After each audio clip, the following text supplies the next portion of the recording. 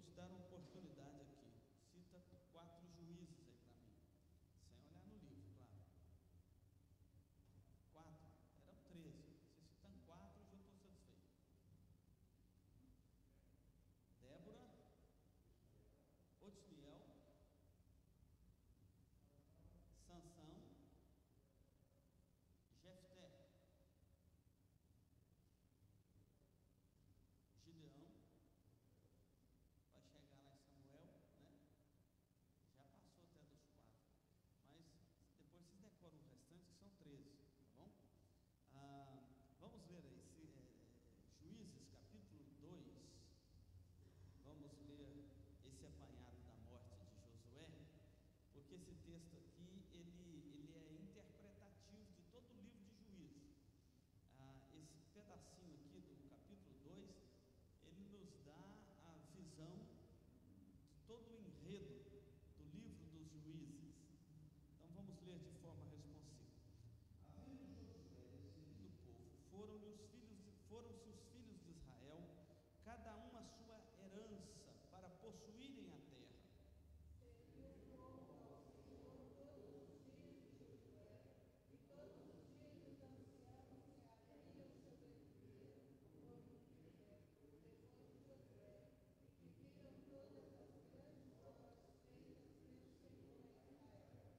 Faleceu Josué, filho de Num, servo do Senhor, com a idade de 110 anos.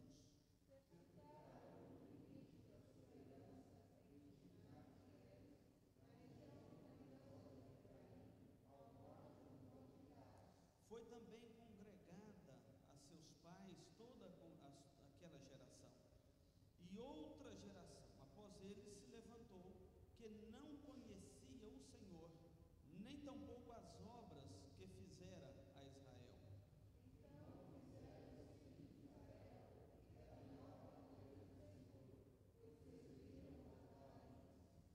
Deixaram o Senhor Deus de seus pais, que os tirara da terra do Egito, e foram-se após outros deuses, dentre os deuses das gentes que havia ao redor deles, e os adoraram, e provocaram o Senhor a ira.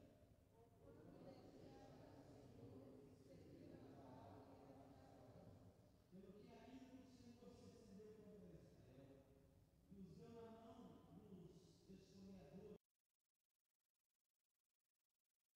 na mão dos seus inimigos ao redor, e não mais puderam resistir a eles.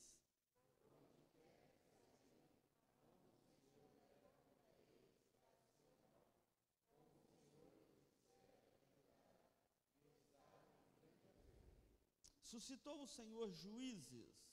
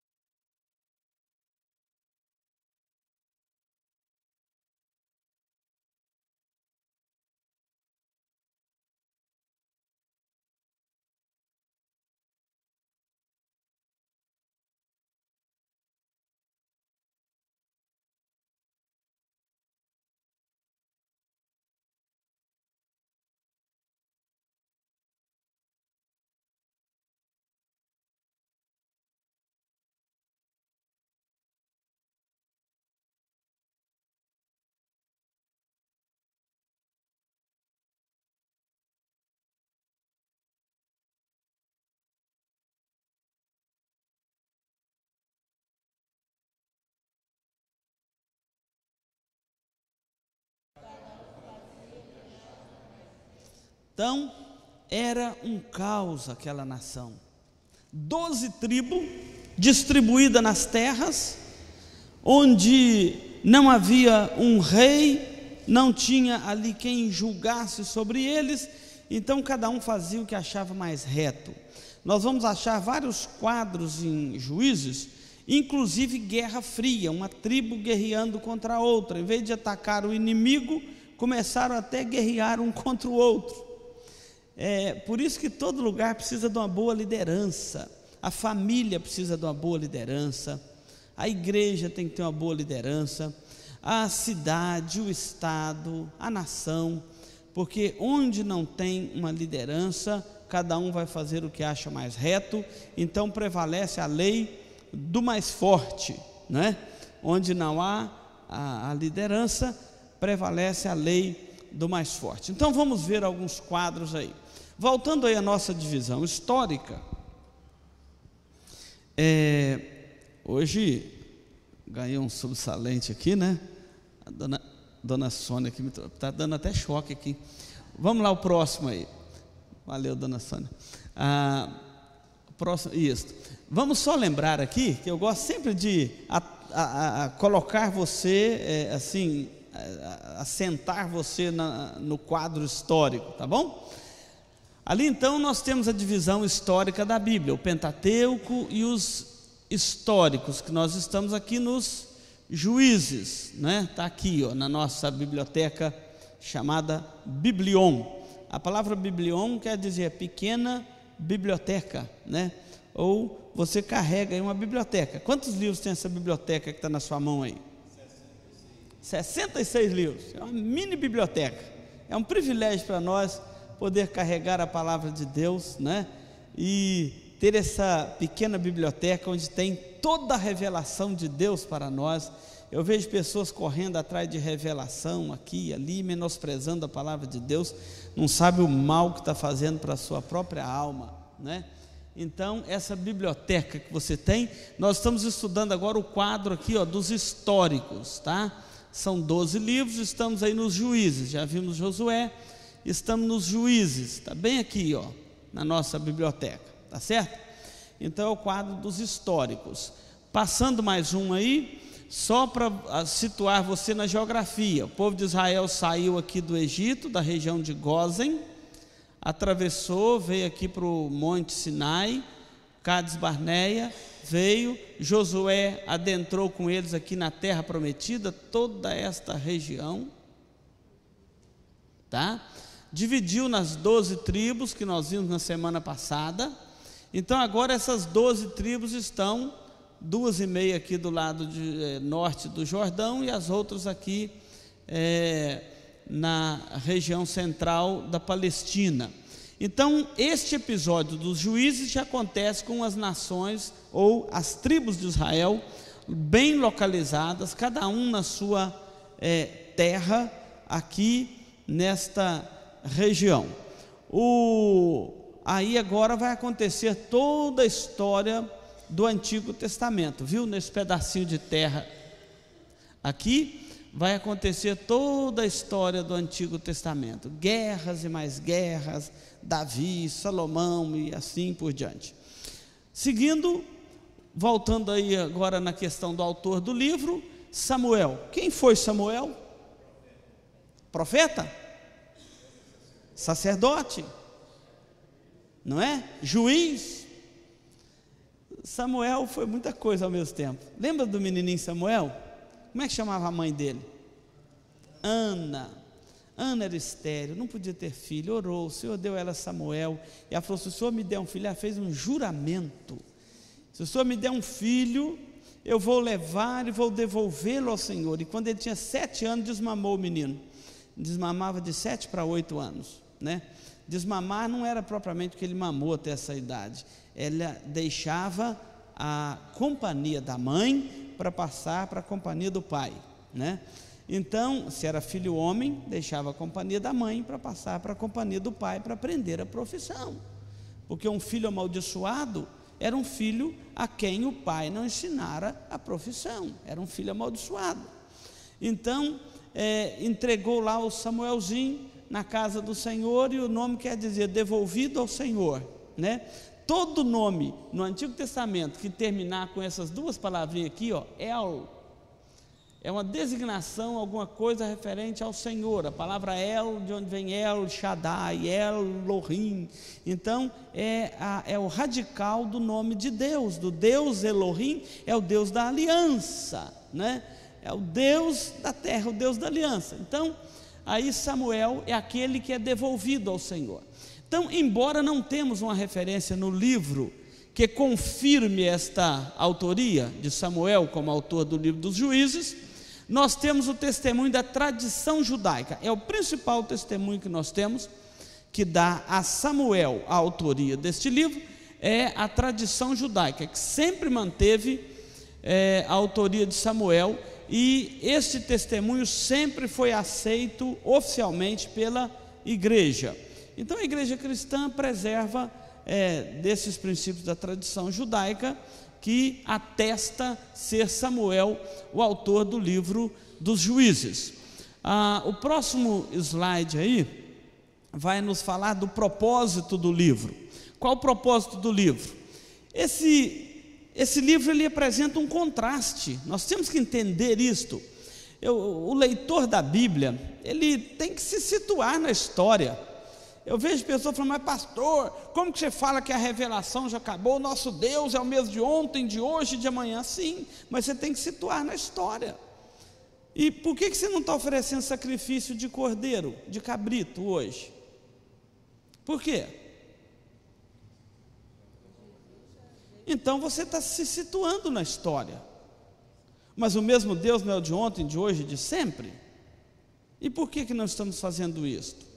Porque nós estamos debaixo da história, de um palco da história, da linha do tempo. Deus se revelou, se manifestou na história, e esses quadros é a revelação progressiva do plano da salvação. Nós não podemos perder isso.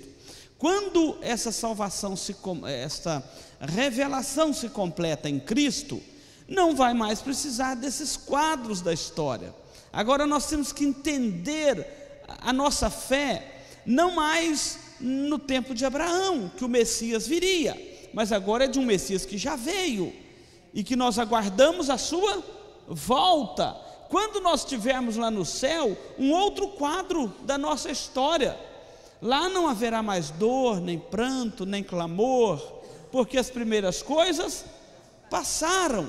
Então nós temos que nos situar, irmão. Nós somos pessoas sujeitas ao tempo, vivemos a flecha do tempo, e a flecha do tempo está indo aí, rompendo as eras, não é?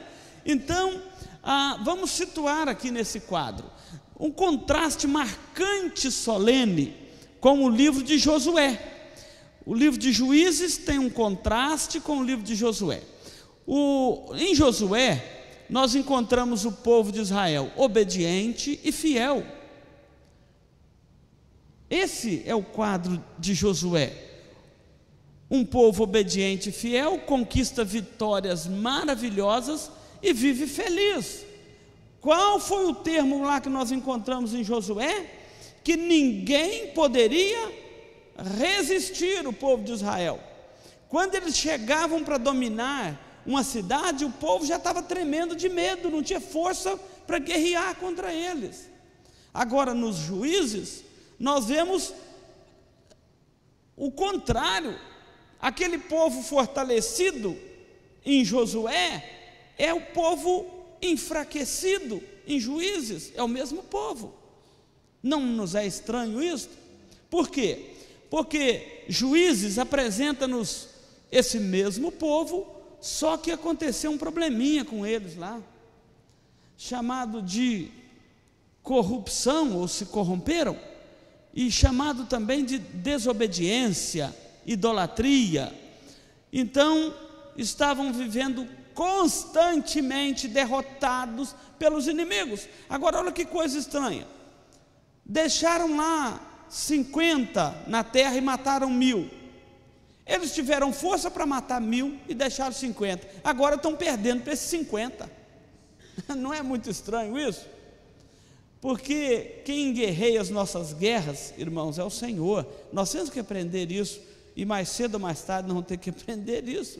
Quem luta as nossas lutas, guerreia as nossas guerras, quem vai adiante de nós, quem assusta o nosso inimigo, não somos nós, é o Senhor.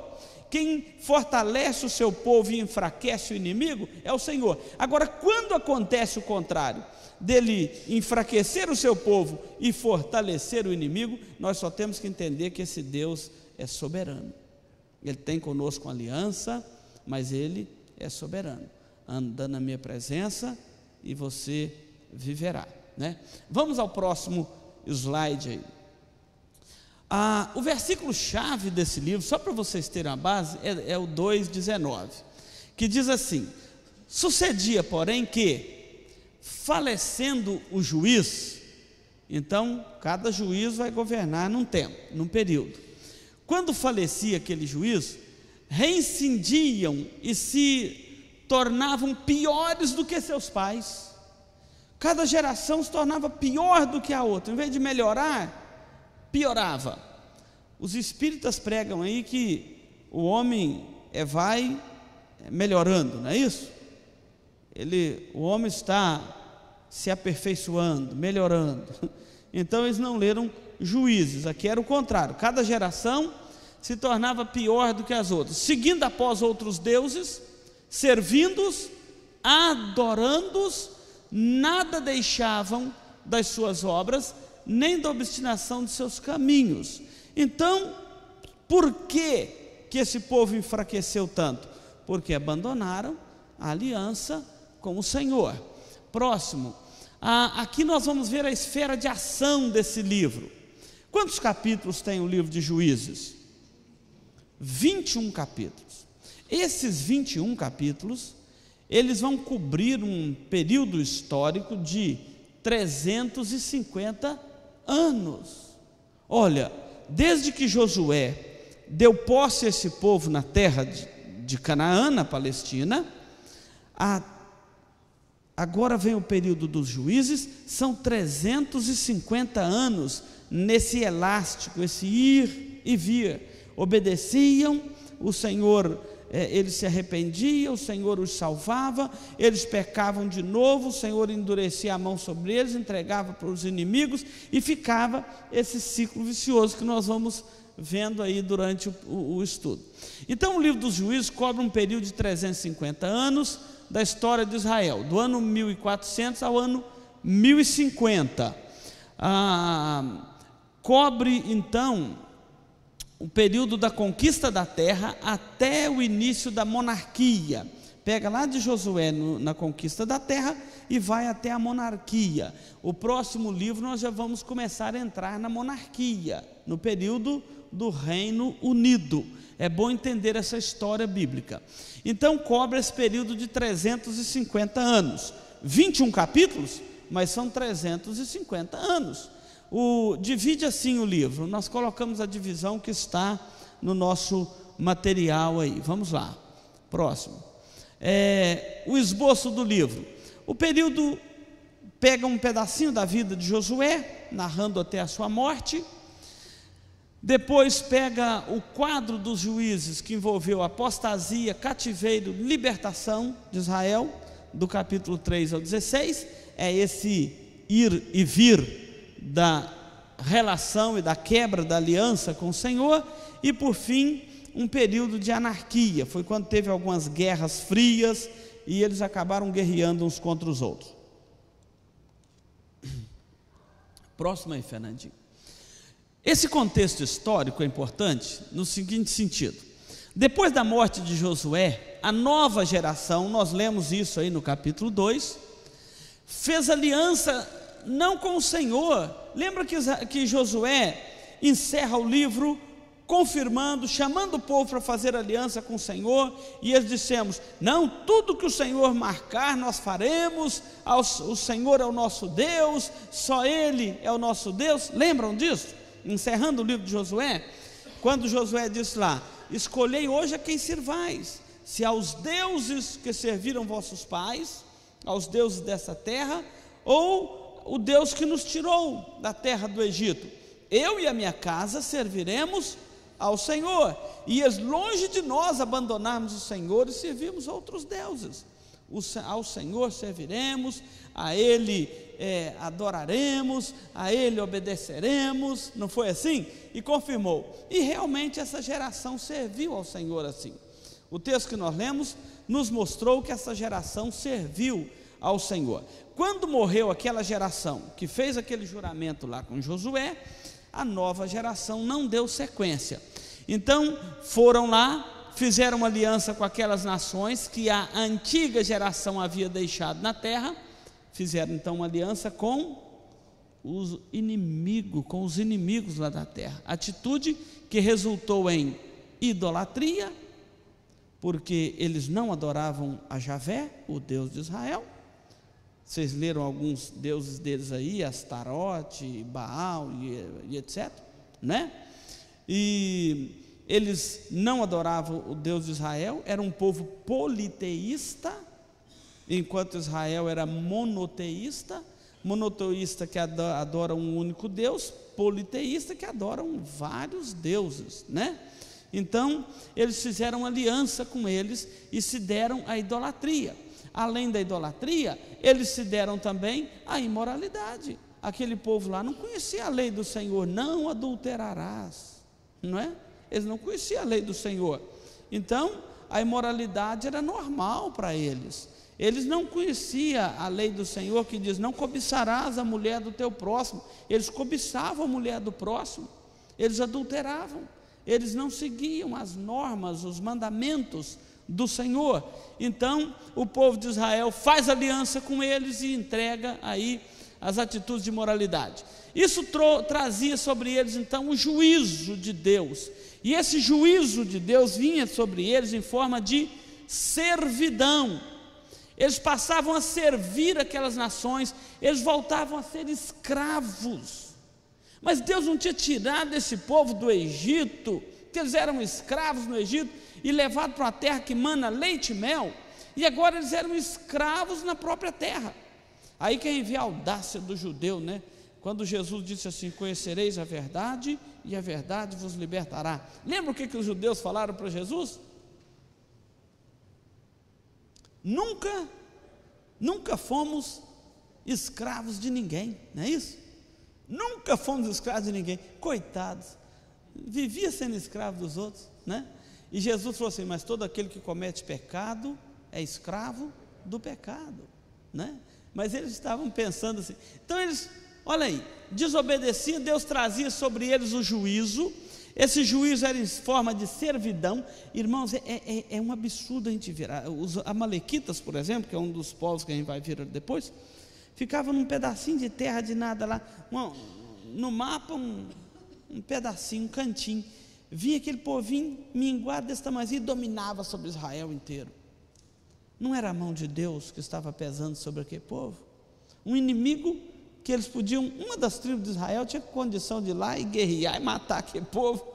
Eles se tornavam escravos, subjugados por ele, porque o Senhor não era mais com eles, então ficavam subjugados.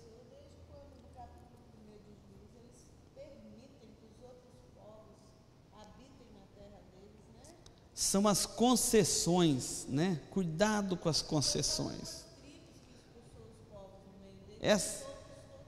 Deus tinha falado: expulsa todo mundo. Aí eles começaram a ficar com dó de uns aqui, outros ali, começaram a deixar as concessões que nos custam caras.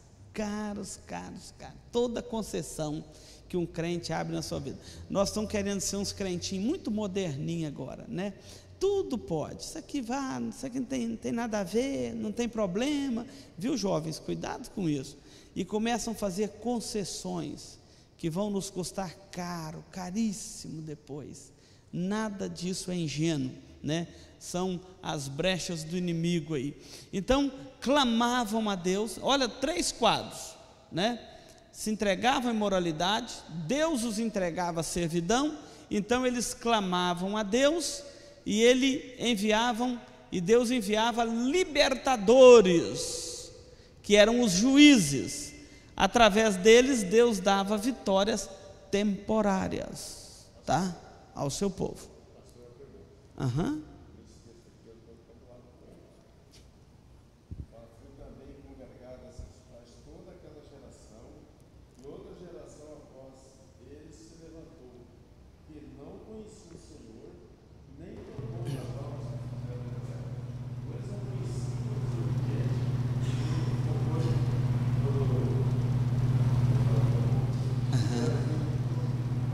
A outra geração que não conhecia o Senhor, nem viu as obras. Mas aí é conhecer no sentido de que eles conheciam, porque uma geração transmitia a outra geração os princípios da aliança.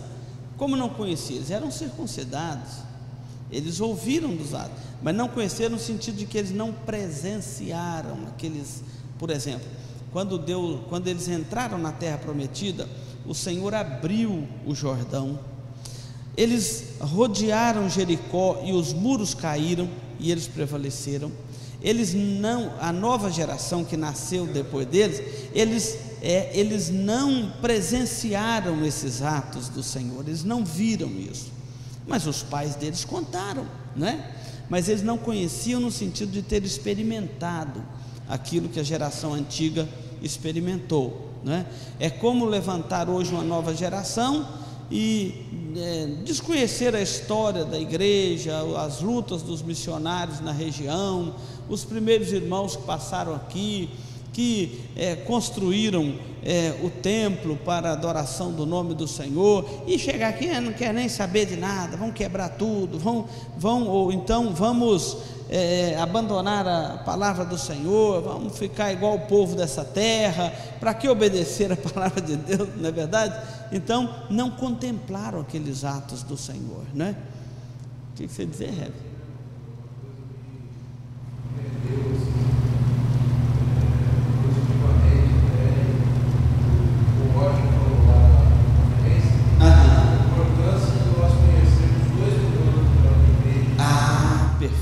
Aquilo ali foi demais, fantástico.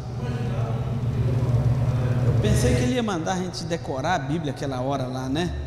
Ele falou, não sei se os irmãos estão lembrados, o reverendo lembrou muito bem. Ele falou que a grande necessidade da igreja brasileira é conhecer os 2000 anos de história da igreja. Tem igreja nascendo aí hoje, acha que descobriu a roda, inclusive nem reconhece a revelação bíblica, estão tendo outra revelação.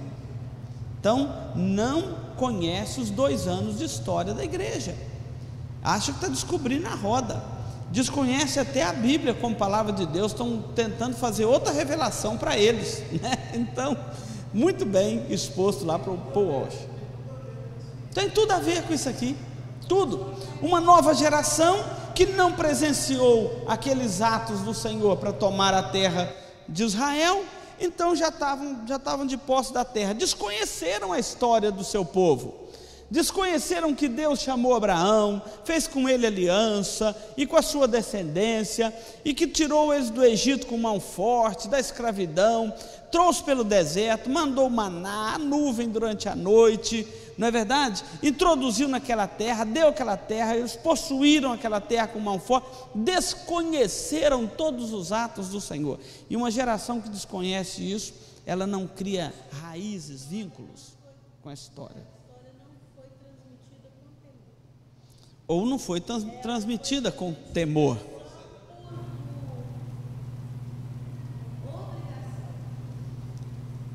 Na verdade, eles perderam a comunhão com o Senhor, né? Conhecia a história do povo, mas não conhecia o Deus da história, né? Empurraram com a barriga, né, Cidade? Próximo aí. Então, aqui nós vamos ver o conteúdo do livro. Mas é claro, até hoje nós corremos esse risco. O conteúdo do livro. Então Juízes vai nos apresentar 7 vezes esse ciclo vicioso que Israel viveu nesse período, após a morte de Josué e dos auxiliares de Josué. Lembrando o texto, cada um fazia o que achava mais reto, não é o que era mais reto. Não está falando ali que cada um fazia aquilo que era reto perante o Senhor. Se fosse, estava ótimo. Cada um fazia aquilo que era reto perante o Senhor. Fazer o que é reto perante o Senhor é guardar a aliança com o Senhor. Mas cada um fazia o que ele achava mais reto, e que é um problema nosso muito sério hoje. Cada um está querendo fazer o que acha mais reto. Irmãos, eu tive com um pastor lá agora na conferência. Ele é de Belo Horizonte. Ele voltou agora dos Estados Unidos, depois de pastorear 15 anos nos Estados Unidos. Foi meu contemporâneo de seminário lá, e em Belo Horizonte. E ele voltou para Belo Horizonte e falou assim: ele não vai pastorear a igreja em Belo Horizonte, ele vai plantar uma igreja, obviamente presbiteriana, lá num dos bairros de Belo Horizonte. Ele quer começar um trabalho novo. Ele falou: Demar, está difícil demais pastorear em Belo Horizonte. Eu falei: não é só em Belo Horizonte, não. Pastorear está difícil em todo lugar.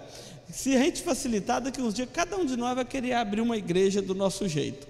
Porque como que é difícil levar o povo a compreender a palavra de Deus e se ater à aliança com o Senhor. Cada um quer fazer o que acha mais reto. Não é o que é mais reto, é o que acha.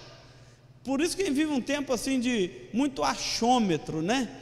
Eu acho isso, eu acho aquilo, eu acho, mas ninguém tem certeza de nada. Está igual na época do profeta Malaquias. Em que nos tem amado o Senhor? Né? Cheio de dúvidas, de interrogações na alma.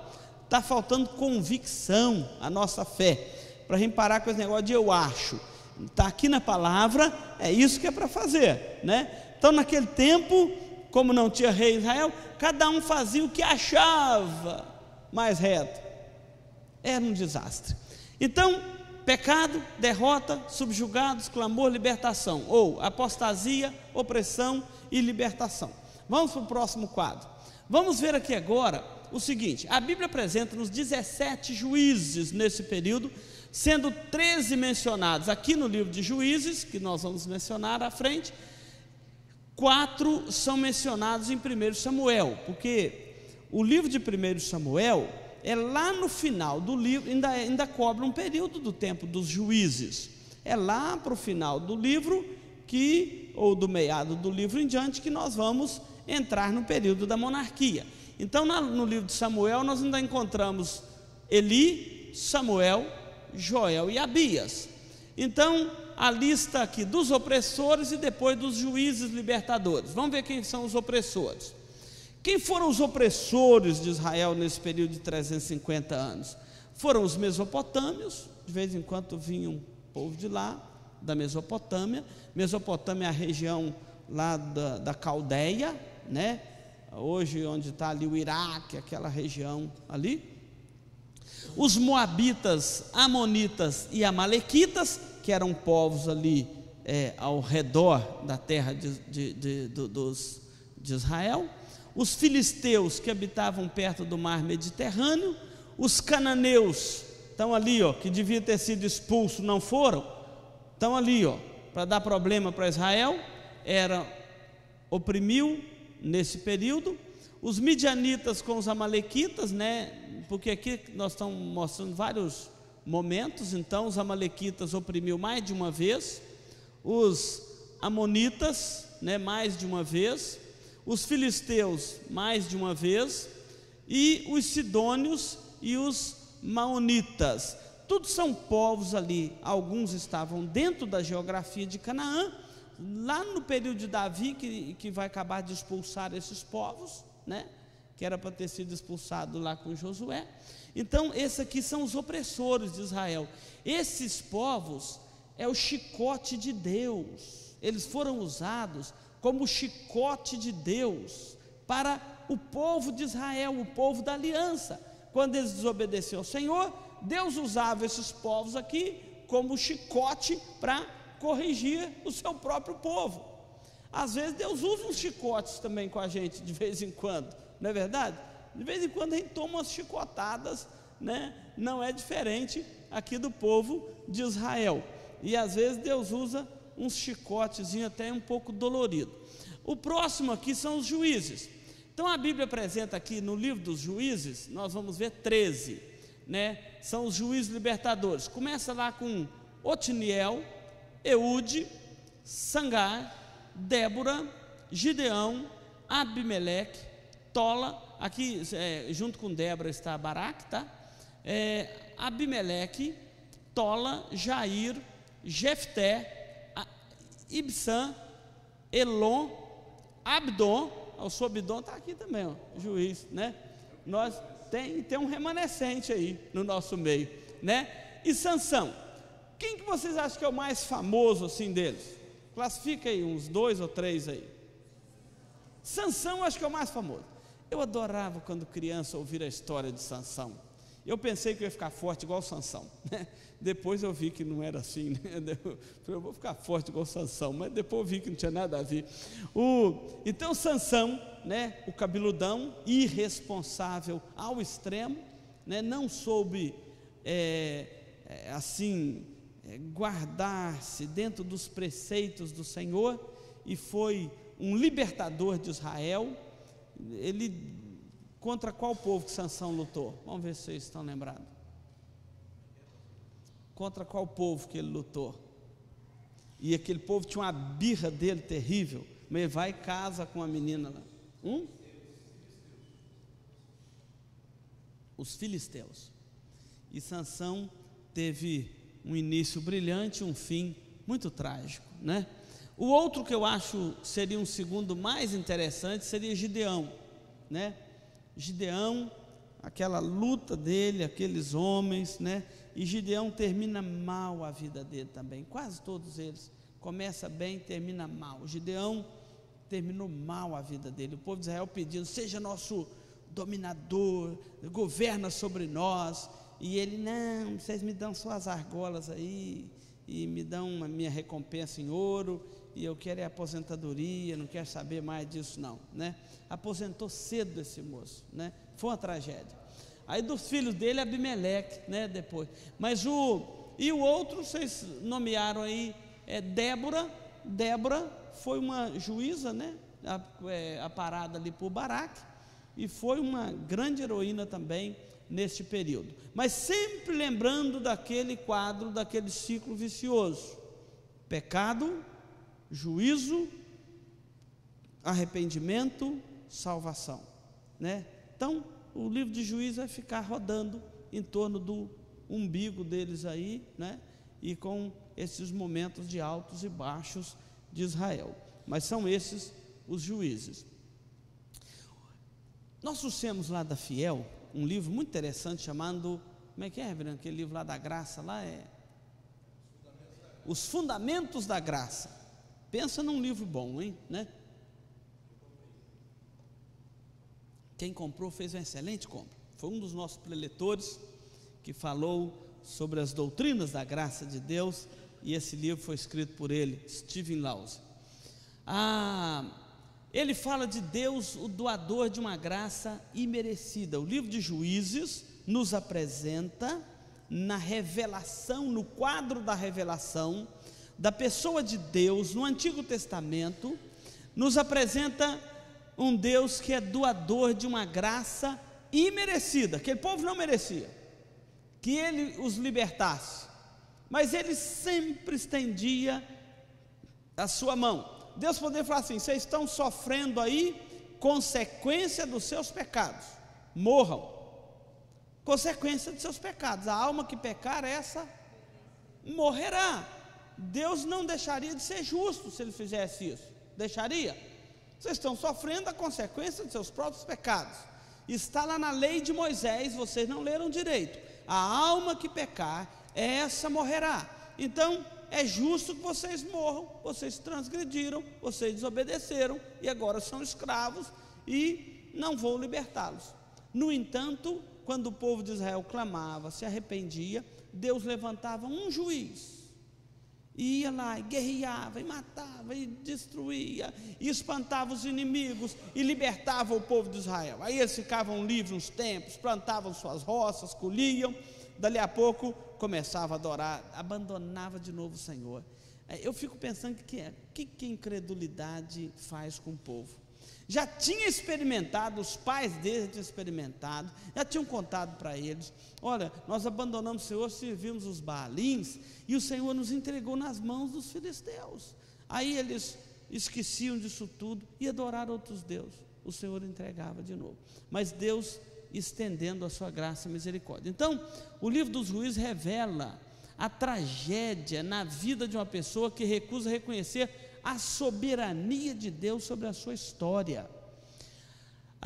Estes juízes foram homens que serviram de líderes militares, civis e espirituais, traziam o povo de volta à aliança com o Senhor.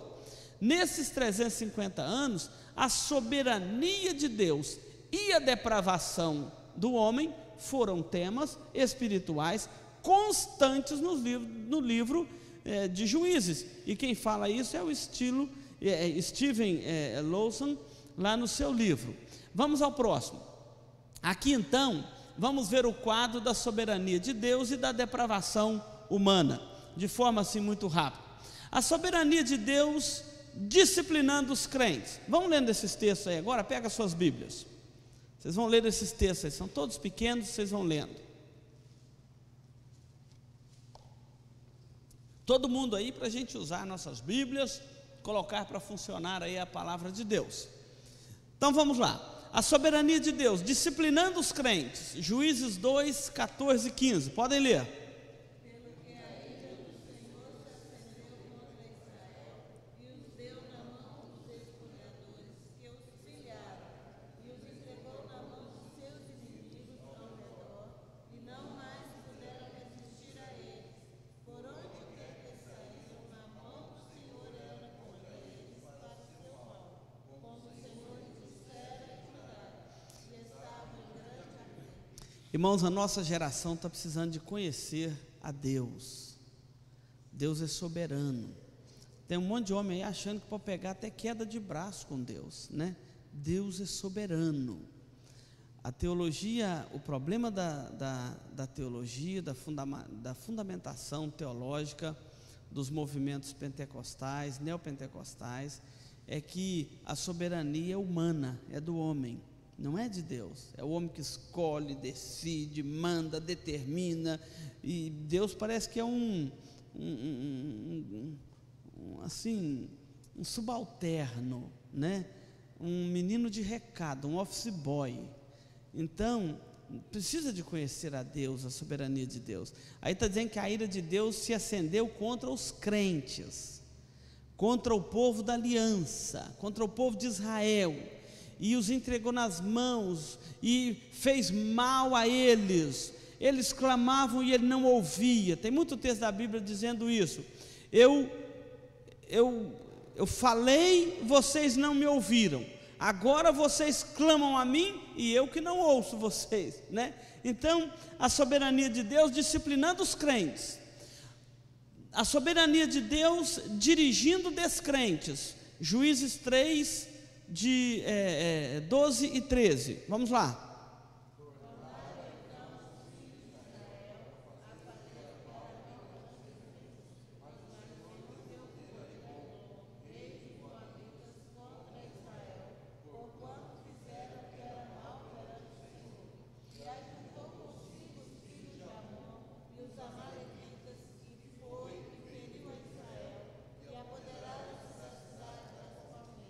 A soberania de Deus, esses povos eram povos pagãos, ímpios, incrédulos, só que agora eles estão a serviço de quem? De Deus.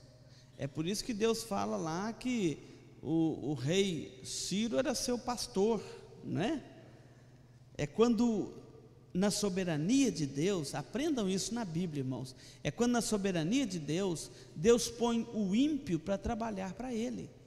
Deus coloca o ímpio para trabalhar para Ele, para cumprir um propósito no povo da aliança, no povo eleito, né? A Bíblia diz que se nós nos calarmos, as pedras clamarão, né? Então é quando Deus coloca o ímpio para clamar, ou usando o ímpio como um chicote nas suas mãos, para através daquele ímpio, a obra da providência, seja para nos corrigir, seja para nos assistir também, tá? E a soberania de Deus dirigindo o mal. Esse texto é meio estranho, mas lê aí. a soberania de Deus, inclusive para dirigir o mal. O mal ali é maligno mesmo, é o demônio, né? Pode ler aí. Havendo, pois, Abimeleque dominado 3 anos sobre Israel, suscitou Deus um espírito de aversão entre Abimeleque, cidadão de Siquém, e esse Aí já entra até um espírito mal aí para fazer confusão entre eles. Também na soberania de Deus, até o diabo tem que trabalhar para ele, debaixo da sua soberania. Até Satanás está debaixo da soberania de Deus. Essa ideia de que Deus manda no céu e o diabo no inferno, isso é conversa. Nem no inferno o diabo manda. Aliás, a Bíblia diz que o inferno foi preparado para o juízo de Deus sobre Satanás. Ele é o primeiro a ser lançado no inferno, ele, os seus anjos e os ímpios. Então, essa história de que Deus manda no céu e o diabo manda no inferno é falta de conhecer a soberania de Deus. Até o demônio tem que trabalhar para o Senhor, tem que estar à disposição dele, né? E lembra lá de Jó: só pode tocar um servo do Senhor com a permissão do Senhor. Mas não obstante o quadro da soberania de Deus, nós temos aí também o quadro da depravação humana. Capítulo 2, versículo 10, vamos ler.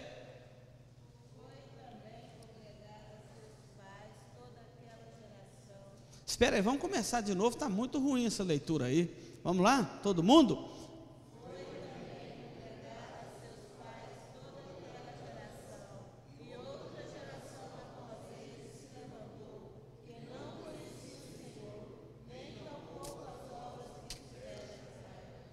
Então, irmãos, a depravação humana, ela começa nesse quadro aqui, ó, trevas espirituais. Quando o coração humano cai nas trevas espirituais, de não reconhecer ao Senhor, de não tributar a Ele a glória que é devida ao teu nome, de não temer o nome dEle, de desrespeitar a sua palavra, desrespeitar a sua lei. Então, o primeiro quadro da depravação humana são as trevas espirituais. Então vem a cegueira espiritual, com ela virão as consequências, os demais passos. 2, 11 a 13, agora o afastamento espiritual. Vamos lá?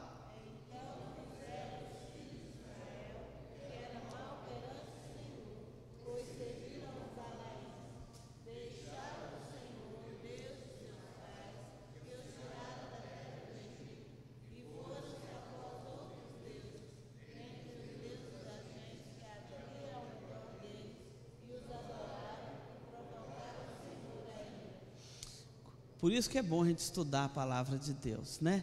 Então, os quadros da depravação humana que está aí no livro de Juízes: trevas espirituais, consequentemente, afastamento espiritual. Fizeram o que era mal aos olhos do Senhor. E ninguém faz o que é mal aos olhos do Senhor e passa por inocente, nós sabemos disso. E por isso que a Bíblia diz que com Deus não se brinca. Ninguém faz o que é mal e passa por inocente. Então, trevas espirituais, afastamento espiritual. E o terceiro quadro aqui da depravação humana, nós já lemos, vamos repetir, é o 21, 25, que é a desobediência espiritual. Vamos lá?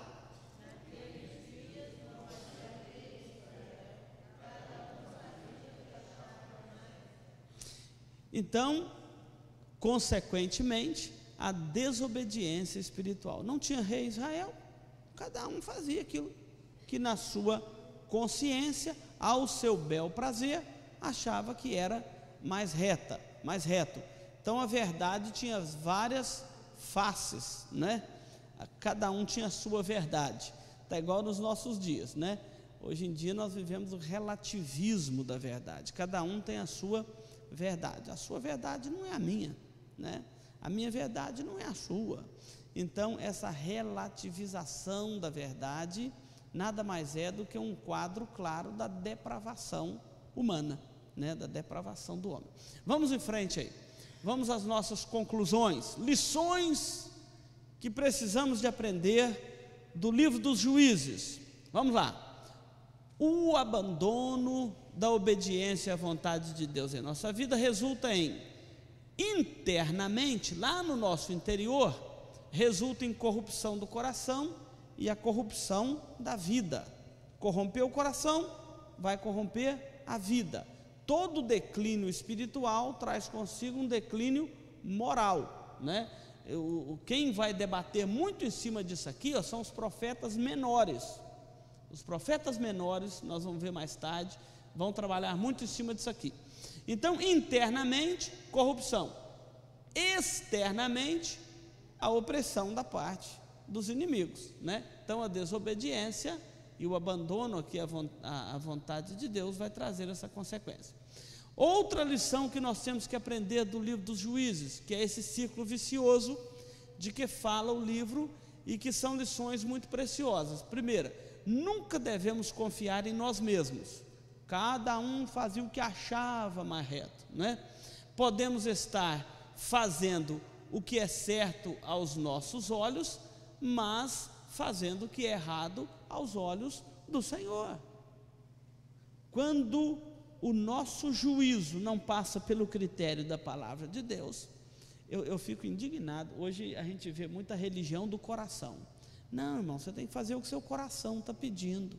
É um desastre isso, irmãos, porque a Bíblia diz que enganoso é o coração, desesperadamente corrupto, quem o conhecerá? Eu não conheço o meu coração, e não tem coisa pior para um crente do que querer seguir a inclinação do seu coração. Não, faz o que o seu coração está pedindo. Não, pastor, não prepara a mensagem não, fala o que te vem no coração. Já pensou? Eu chego aqui domingo à noite e falo assim, irmão, não preparei nada não, eu vou falar o que tiver no meu coração aqui agora. Vai ser um desastre para mim e um desastre maior ainda para vocês. Então, nós temos que aprender, volta lá, nós temos que aprender que nem sempre o que é certo aos nossos olhos é certo aos olhos do Senhor. Por isso que o critério tem que ser sempre a palavra do Senhor. Segundo, nunca devemos desesperar por outro lado, porque no meio da maior corrupção e miséria, o Senhor sempre levanta o libertador, Ele abre a porta, Ele oferece a saída. Não é o Deus gracioso que está tratando com o seu povo? Então, por maior que seja o desastre, Ele sempre vai nos apresentar um libertador, uma saída, desde que haja o arrependimento e o clamor pelo seu nome. Lembra lá do quadro? Pecado, juízo, arrependimento, salvação. Mas o arrependimento é o tratamento do Senhor. Próximo, a terceira lição: o declínio espiritual na vida de um povo gera violência e imoralidade. Um povo violento é um povo em declínio espiritual, e a imoralidade é outro quadro. Então, violência e imoralidade. O fato abominável narrado nestes dois capítulos, 19 e 20, é prova cabal disso. Olhemos para a situação da nossa pátria hoje: violência e imoralidade. Qual a razão da sua condição miserável? Quem é responsável por tudo isto? Então, sejamos corajosos e anunciemos a volta ao caminho do Senhor. Volta, Israel, para o Senhor teu Deus, porque pelos teus pecados estais caídos. Último quadro, a cristologia do livro. Lembra que nós sempre temos mostrado que o centro da Bíblia é Jesus Cristo. Guardem isto: o centro da Bíblia, o centro da revelação, o ápice de tudo é Cristo. A Bíblia toda aponta para Cristo. Quando Paulo se converteu, ele foi para a Arábia passar 10 anos redescobrindo Cristo no Antigo Testamento. Então nós estamos fazendo isso aqui. Cada um dos juízes levantados por Deus para salvar e julgar aponta para Jesus Cristo, Rei Salvador do seu povo. Cristo é o nosso libertador. Sobretudo, o fato de que este livro nos faz pensar na grande necessidade do surgimento de um rei justo para Israel. E este rei justo, anunciado, provocado aqui no livro dos Juízes, não foi Davi, não foi Saul, não foi Davi, não foi Salomão, mas é a expectativa do Messias, né? O justo rei de toda a terra, que entrou em Jerusalém montado num jumentinho. Eis o rei justo, né? Então os juízes, a imoralidade, a violência, a desobediência do povo fez criar ainda mais no coração do povo o desejo de um rei justo. Obviamente foi Deus provocando a esperança messiânica no coração daquele povo. Encerramos aqui Juízes, 350 anos de história. Tem alguma pergunta a fazer? Lembra, quando vocês não têm pergunta para mim, sempre eu tenho umazinha aqui para os irmãos, né? Quantos juízes nós encontramos no livro dos Juízes? 13. No meio deles tem alguma mulher? Tem Débora, né? Tem Débora. Outra coisa, qual que é o ciclo que percorre os 350 anos dos Juízes?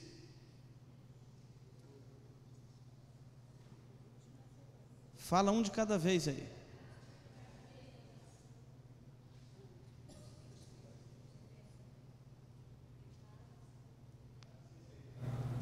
Pecado,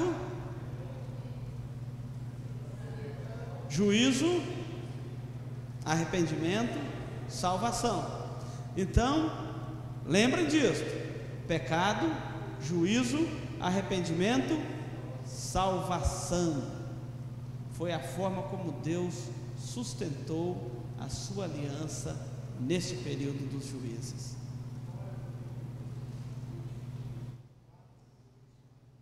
Mais 4. Sacerdotes. E Samuel é também considerado profeta. Inclusive fundou a escola dos profetas em Gilgal. Não. É porque normalmente os juízes, eles tinham autoridade militar, civil e espiritual. Nós vimos ali, né? No Brasil tem 10 juízes. O Barbosa lá? É o mais forte. Ele é evangélico, o Barbosa? Louvado seja Deus. É um evangelho dando um bom testemunho, né? Hein? Foi promovido hoje a presidente da corte, né? Orgulho nacional, aquele ministro ali, né? Graças a Deus.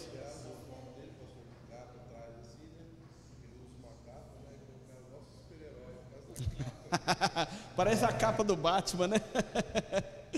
Ok, irmãos, vamos encerrar então. Na próxima aula, não percam, nós vamos entrar no livro dos reis. Muito gostoso estudar aí. O livro de Samuel, né? O período dos reis. Vamos encerrar na próxima aula o período dos juízes e entrar no período dos reis. É muito gostoso essa dinâmica bíblica que a gente vai vendo, que é uma história. É a história da redenção, é a história da revelação. E eu quero que os irmãos fiquem, né, crentes, muito seguros nas Escrituras, porque Jesus disse: errais não conhecendo as Escrituras e nem o poder de Deus. Não vamos cometer esse erro, tá bom? Vamos ficar de pé, vamos orar, vamos encerrar aqui. Desculpa, pode sentar aí, o Luiz vai cantar o hino. Obrigado aí, Sônia. Desculpa, Luiz. Vamos ouvir, Vini, solta aí o hino que o Luiz vai cantar, claro. Nós combinamos aqui, né, Luiz? Meio com sono também.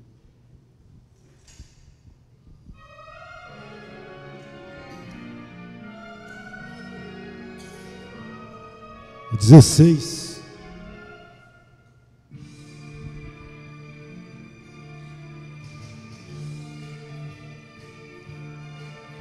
Cristo vem me buscar, para o céu me levará, o Cordeiro prometido voltará.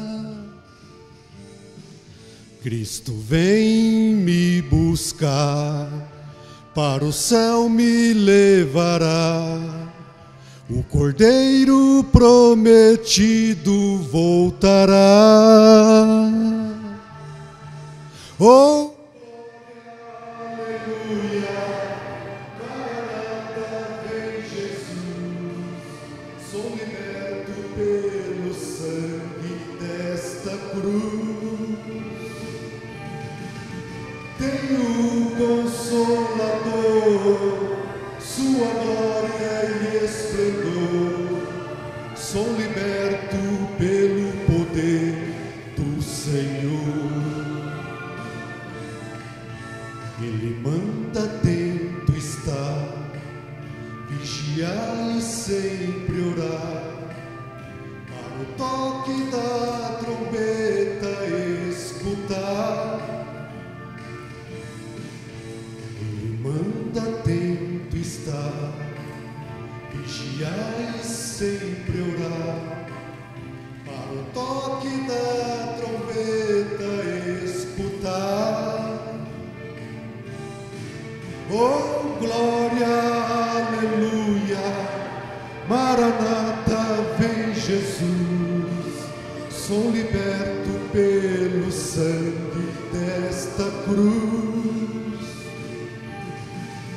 Tenho o Consolador, sua glória e esplendor. Sou liberto pelo poder do Senhor. Que alegria vou sentir, com os anjos a cantar, pois com Cristo para sempre vou morar. Oh, que gozo vou sentir, com os anjos a cantar, pois com Cristo para sempre vou morar. Oh, glória, aleluia, Maranata, vem Jesus. Sou liberto pelo sangue desta cruz. Tenho o Consolador, sua glória e esplendor. Sou liberto pelo poder do Senhor. Sou liberto pelo poder do Senhor.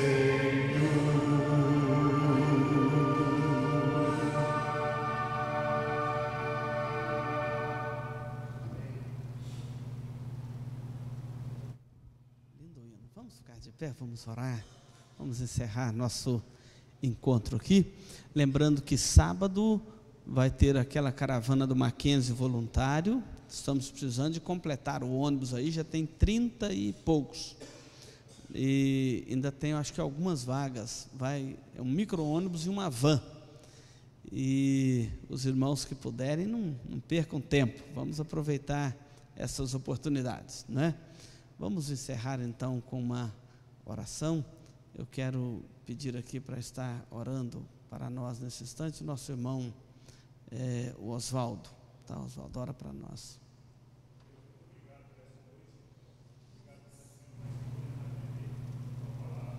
Amém, Jesus.